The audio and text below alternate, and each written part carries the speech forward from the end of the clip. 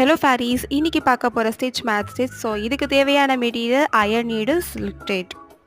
இது பிராக்டிஸ் பண்ணுறதுக்காக ஒரு பாக்ஸ் ட்ரா பண்ணி அதில் வந்து செக்ஷன் வந்து டிவைட் பண்ணியிருக்கு. ஓகேங்களா? ஸோ இது மாதிரி நீங்கள் டிவைட் பண்ணிங்கன்னா உங்களுக்கு இது ஈஸியாக இருக்கும்.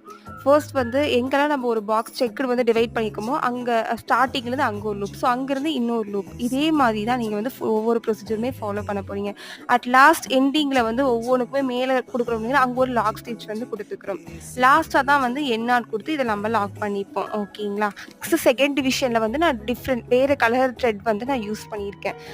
அதுலேயுமே சேம் இதே ப்ரொசீஜர் தான். எங்கே வந்து நம்ம கொடுத்துருக்கோமோ அந்த பாக்ஸில் வந்து நம்ம லாங் லூப் யூஸ் பண்ணி செயின் ஸ்டிச் வந்து மேக் பண்ணிக்க போகிறோம். ஓகேங்களா?